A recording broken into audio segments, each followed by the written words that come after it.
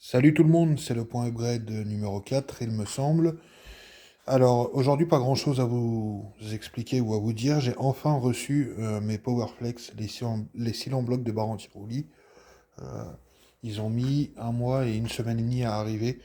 Mais bon, visiblement, c'est pas, enfin, on va dire que c'est pas de la faute de BPS, parce que tous les sites comme ça, BPS, GT2i, tout ça, enfin, il y en a beaucoup qui se fournissent en Angleterre. Et les Anglais, maintenant que, bah voilà, hein, le Brexit, enfin, ils prennent leur temps.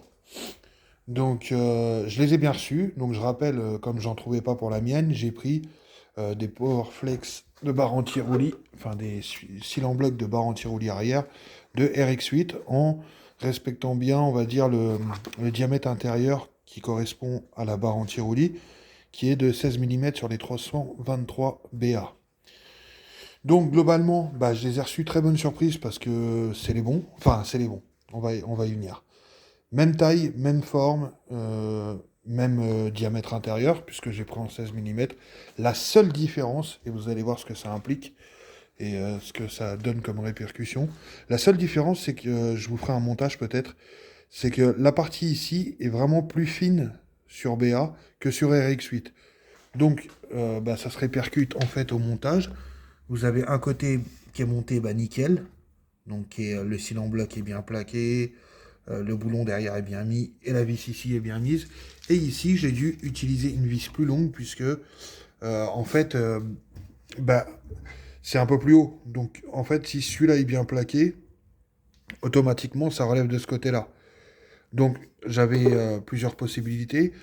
L'une des principales étant de desserrer ici pour donner un petit peu de jeu, resserrer là-bas et progressivement, mais dans tous les progressivement resserrer les deux. Sauf que bah, dans tous les cas, je pourrais pas les plaquer complètement.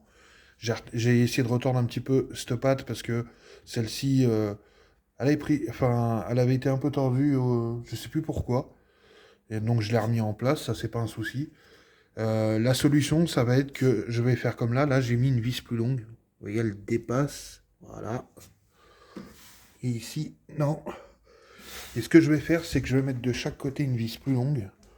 Et je vais laisser un demi-millimètre, enfin un demi-millimètre, un demi-centimètre, on va dire, d'écart pour que le cylindre bloc ne soit pas trop compressé. Parce que moi, ce que j'ai peur, c'est qu'avec la contrainte et les chocs, vu qu'en plus ils sont en polyuréthane, donc bien plus dur, ça l'éjecte complètement et que sur la route, on perde la barre. Ou du moins les pattes de fixation. Donc non, ça c'est pas top. Ce que je vais faire, c'est faire comme là, mettre une vis un peu plus longue, de ce côté-là aussi. De cette manière, les deux pattes de fixation seront à égale, au niveau des filetages, ils sont à la même hauteur. Ça fera exactement le même taf. Et en plus, l'avantage de mettre des vis longues, c'est que je pourrais rajouter, par acquis de conscience, hein, mais ça vaut pas vraiment la peine, un deuxième écrou pour faire sécurité ici, pour pas que ça se barre. Mais vraiment, pour le coup, ça vaut pas vraiment la peine, puisque la vis étant plus longue, il y a beaucoup plus de filetage à bouffer si ça devait se bouffer. Voilà. Mais globalement, à savoir, si vous voulez mettre des cils en bloc comme ça et que vous n'en trouvez pas pour BA, vous pouvez mettre ceux des RX8 en respectant bien le diamètre intérieur de la barre. Maintenant, prenez bien en compte qu'il faudra mettre une vis un peu plus longue pour pouvoir bah, bien les mettre et puis pas trop les compresser parce que c'est pas bon non plus. Voilà, c'est tout. Donc demain, je m'occupe de mettre une vis un peu plus longue de ce côté-là. Et puis, j'ai envie de vous dire, c'est parfait. Le matching est bien. Alors, la barre a pris des coups, je suis deg. Des éclats de peinture. Mais à la base, la barre, si vous vous rappelez bien, je l'avais peinte en noir avec un reste par-dessus le noir de Montana violette. Et pour le coup, bah, les cils en bloc Powerflex sont violets. Et après, les pattes de fixation rouges, les caches rouges. On aura les étriers rouges. Les fusées sont noires, les bras seront noirs. Donc on est sur un petit trio de noir, rouge, violet qui sera pas mal. Et puis les combinés filetés BC Racing, il me semble, qui sont violets ou un truc dans le genre. Donc on est dans les mêmes teintes. Donc en plus d'avoir du neuf et du propre, on a du matching au niveau des couleurs. C'est toujours un petit plus. Même si à la limite, c'était pas le plus important. Avec les cils en bloc, ils vous fournissent cette petite graisse là, blanche, qui colle vachement au départ. Je croyais que j'allais me coller les pattes, et en fait non. Donc j'en ai mis sur tout le cil en bloc, de chaque côté. Bon, Voilà. Quoi dire d'autre? Après, ça ne concerne pas directement la voiture, mais je me suis fait un petit plaisir. Non, parce que j'avais vraiment des crics de merde. Les crics que j'ai ici, bah, celui-là, il avait pris cher. Puis ceux-là, c'est relou. Donc, bah, je me suis pris un 4 fois sans frais chez GT2i. Ils ont été bien cool parce que, euh, bah voilà, bah, je veux pas raconter toute l'histoire, mais ils ont été bien cool. Euh, donc, c'est un 2 tonnes 5, c'est un extra plat. Donc là, il est un peu déplié, hein. C'est pour ça que, voilà, pour ça que on voit pas que c'est un extra plat. Mais voilà. Donc c'est bien si. Alors, on m'a fait une réflexion. On m'a dit pourquoi tu as pris un 2 tonnes 5, ta voiture ne fait pas 2 tonnes 5. Bah, je vous demande, tous les possesseurs de cric, combien de fois vous avez utilisé votre cric pour d'autres voitures? Voilà. Alors, le côté bien, c'est que j'ai pas besoin d'enlever la barre et d'aller la mettre au cul comme les petits crics habituels pour aller le desserrer. Donc, ça, c'est plutôt pratique. Par contre, ce qui est chiant, j'ai pas trouvé, ou alors j'ai pas trouvé encore, c'est pour verrouiller la barre dans le cric, pour le trimballer comme ça dans l'atelier. Par moment, il a tendance à se démanchonner à chaque fois. Voilà. Donc ça, c'est chiant. Ça, c'est vraiment chiant. Mais il va falloir que je trouve... il doit y avoir un truc que j'ai pas vu. Voilà. Éviter de le faire tomber. Bon, ensuite, rien de spécial. Hein, j'ai rajouté 4 stickers BPS Racing. Bon, c'est à enlever si jamais ça va pas ou voilà. J'ai mis là, le numéro ira en dessous. Sinon, globalement, rien à dire de plus. Les attaches de capot, maintenant, elles coulissent parfaitement, donc elles se sont bien faites. Et au moment où je vous dis ça, elles coulissent pas. Voilà. Maintenant, là-bas de l'autre côté, il va falloir que je redescende un petit chouille, mais vraiment la fixation. Alors, si je mets pas dedans. Voilà, que je mette... je redescends un petit chouille cette fixation, parce que du coup la barre... Enfin, cette fixation, pardon. Parce que quand on veut mettre la barre, après, ça se met pas bien droit. Donc voilà, on en est là. Pas grand-chose de fait. Si, un truc. Vous avez ces œillets là, je crois que c'est du 7 par 16, je sais plus, qui sont vendus en fait pour visser dans les plaques qu'on soude au châssis. Voilà, ici. Pour fixer les harnais, bah, il se trouve que ça, sur BA, alors quand c'est la... Ah, c'est ça, c'est cette taille-là, pardon. 7 par 16. Je crois que c'est ça, hein, je vérifierai. Je corrigerai au montage si jamais. Et bah ça, en fait, ça va dans les trous d'origine qu'il y a dans les bas de caisse intérieurs, enfin, dans la voiture, près des sièges à l'intérieur. Ça se vise direct dans un des trous, c'est plug and play. Donc ça, c'est plutôt cool, ça évite de souder une plaque de plus. Voilà, petit détail. Bah, je vous montrerai bien, mais j'ai paumé ma lumière. Hop. Voilà, là, à ce niveau-là. Donc je sais plus ce qui est allé à cet endroit-là, mais ici vous avez un trou avec un pas de vis et les œillets de cette taille-là rentrent nickel. Donc c'est parfait, ça ne bougera jamais. Ce qui m'a permis de fixer proprement le harnais. Alors, ce qui est bien,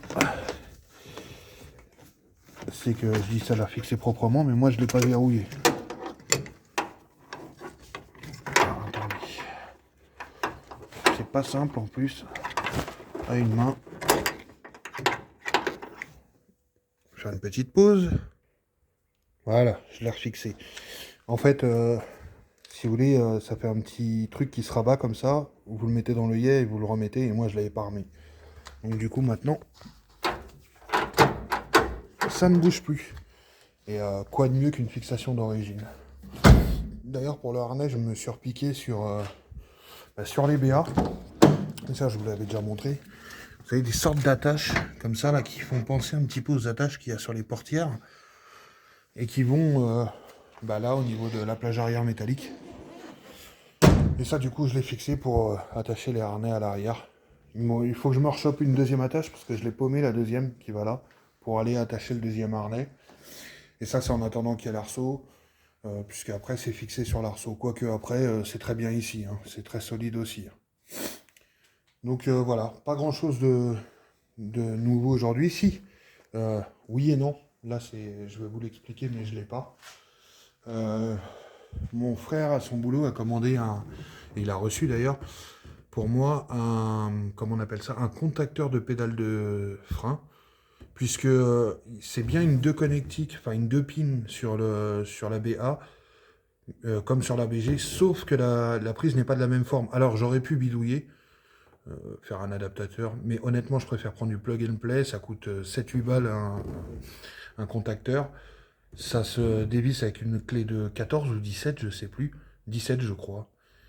Hop, vous l'enlevez, vous remplacez par l'autre, et là, je vais récupérer feu de stop. Puisque c'était ça le problème, j'avais pas les feux de stop jusqu'à maintenant. Je me disais, mais merde, c'est quoi le problème? Et c'est vrai que j'avais pas connecté le contacteur. Pour la bonne et simple raison, c'est que c'est pas les mêmes sur BA ou sur BG. Bon, après, je vous dis, que si ça vous le fait à vous et que vous voulez faire le swap et que vous voulez changer le contacteur, la magouille est facilement faisable proprement. C'est une deux pins aussi, c'est juste que la forme du plastique n'est pas tout à fait la même. Donc vous pouvez faire une double rallonge ou un truc comme ça. Donc voilà, après il restera à faire la ligne, m'occuper des bras voilà, des bras de liaison. Certainement mettre des cylindres en bloc neufs, mais pas des Powerflex parce que trop rigide après, c'est casse-gueule. Et surtout que je suis en full origine au niveau des cylindres en bloc à l'avant. Donc si je mets du Powerflex complètement à l'arrière et tout, on va avoir une caisse qui va être... Enfin si je mets tout en Powerflex à l'arrière, la voiture va être déséquilibrée, elle va être dangereuse même. Donc voilà, on en est là. Ça avance, ça progresse gentiment. Et puis bah du coup avec ça là, je vais pouvoir bien bosser. Vraiment, ça démotive des fois de se dire il faut sortir les crics d'origine et tourner pendant 1 heure le truc. Surtout que quand là je vais être sur... Oui, parce que mon frère m'amène aussi une durite d'eau en silicone. Donc pour fixer, bah, je vais vous montrer, voilà, ça fera du contenu. Ah ta gueule toi. François que je remercie beaucoup beaucoup, m'a refait donc les connectiques du sonde du Haswell, donc le dashboard, enfin de la sonde, du sonde, pour la température d'eau.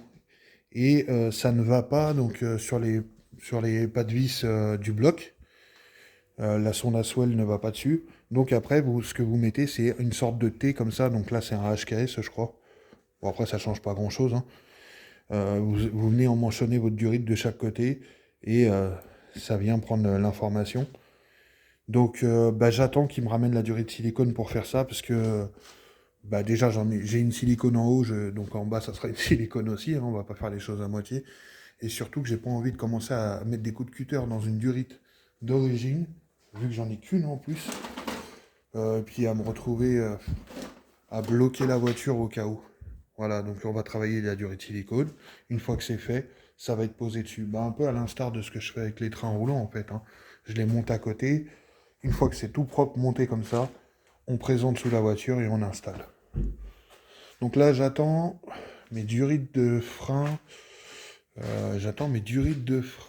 Avia pour GTR 323 GTR. Alors techniquement, c'est les mêmes. On va avoir la réponse aussi, mais normalement, je devrais pas avoir de problème. C'est ce qui se rapprochait le plus, hein. Parce que sinon, c'était des durites pour frein à tambour ou d'autres voitures qui étaient beaucoup plus récentes.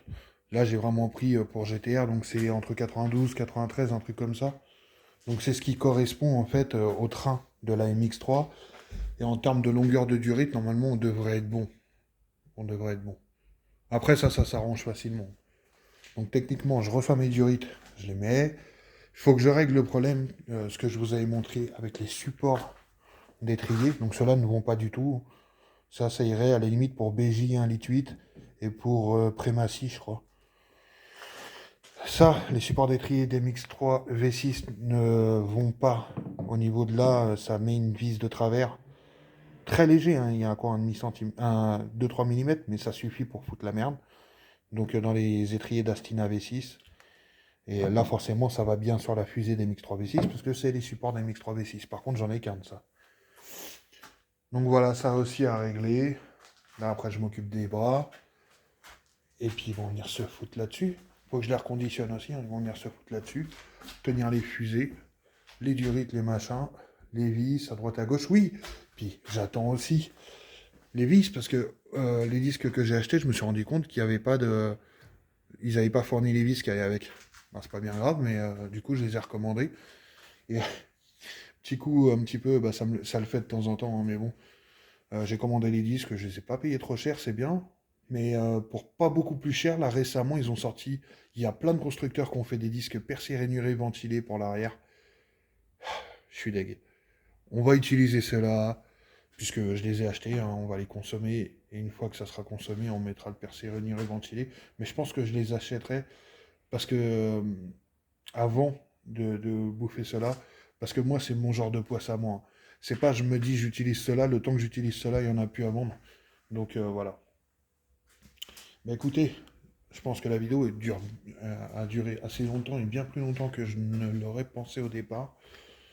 Euh, c'est les news de la caisse, l'avancée. Il me reste encore pas mal de petits trucs à faire, mais ça progresse et je pense qu'elle sera prête dans les temps, à condition que le bloc aille bien, et ça, on ne le saura qu'en ayant fait des tests avec la sonde branchée. Bon allez, salut à tous.